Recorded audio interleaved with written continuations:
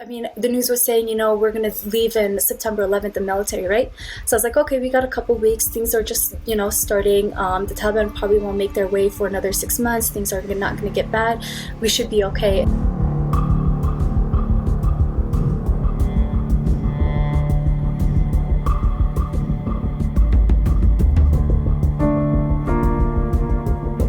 The day we landed, it was kind of like all the U.S. citizens should be leaving Afghanistan. And we're like, the day we landed, we're like, what the heck is going on? This is not okay.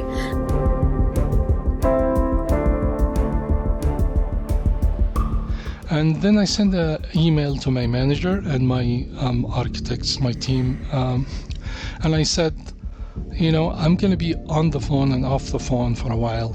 My family is stuck in Kabul, and I need to be off the phone for a while until I figure out what I'm gonna do.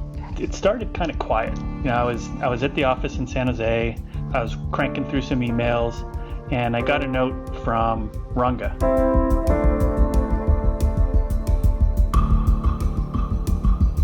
Rescuing people from a war zone seemed like a stretch, but maybe, right? Maybe we could pull something off.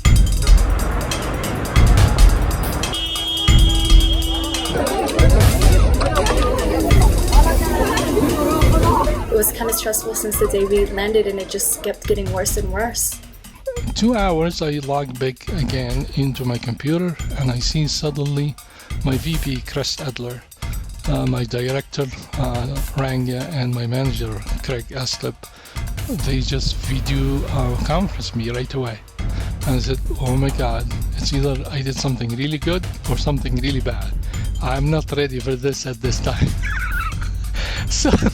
And suddenly Chris Adler comes in, Khaled, we got your message. And I said, which message? I didn't send you an email.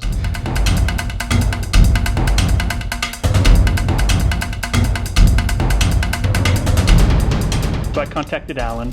Alan loops in Samantha and Danny and Oprah. And before you know it, there's an HPE team rallied to see whether we can pull off a long shot. The only idea that I had was to try and leverage a vendor that we used for a lot of emergency evacuations of team members when they have medical issues. And so I reached to Danny Fisher on my team. Late that evening from my time, it was about 7 o'clock. And she got a note from Alan saying we had an interesting case, an employee who had family members trying to get out of Kabul. Was there anything we could do? I'm sitting in San Jose. Khalid's in Colorado Springs. Ranga and Craig are in Houston. Samantha's in San Jose. The next step was getting them to the airport. And unfortunately, there weren't security available. They had to get to the airport on their own. So we walk a little bit, and we see the Taliban there. And so at that point, he grabs his mom's passport, and he's like, who's this? And then I point, I was like, this is my mom. And so I said her name, which is Marufa. And that was a little interesting to me, because at that point, I was like, oh my God, we're done right here.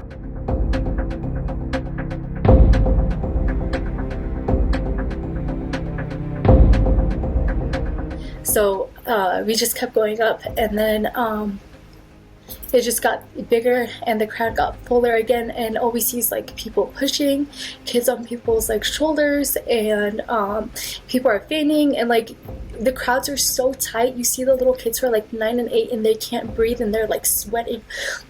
All you can hear them is calling their mom's names and trying to say they're tired, and their mom just keeps saying hold on, we're gonna get there.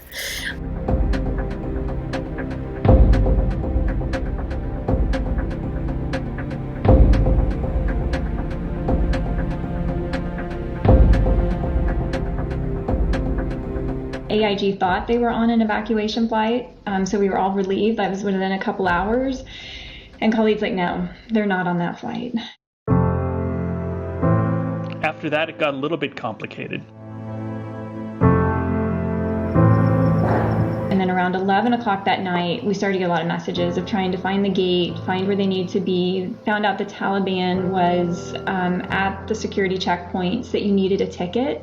Well, we didn't have a ticket because it was a charter flight. Since they were on the right side of the airport, Khalid jumps into action and starts working with the folks on the ground in Kabul to find the next government flight. I woke up at 2:30 because I was on pins and needles because I wanted to make sure they got onto that flight, and they were still trying to get through everything. And I mean, it was from the emails alone, it sounded like an extremely chaotic situation. And we were holding our breath.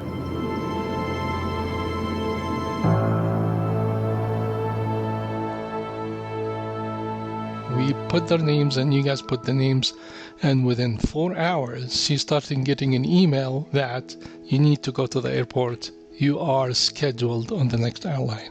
This was one of the most beautiful moments. I felt relaxed. After the whole night of stress, sitting in front of the computer, me and my wife, and my wife was crying all the time. Friday night, I remember I was at dinner and got an email from Khalid that they were on their way to Germany.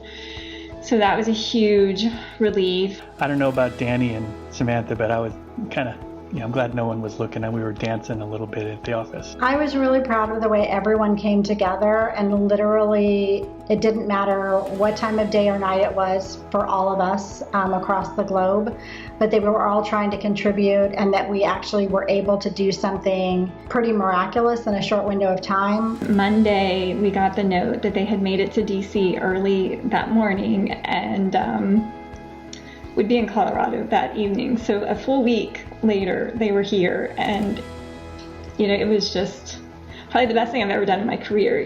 Benefits, we help people for a living, but this really felt like life and death. And I think the thing that really stood out to me is how everybody worked together.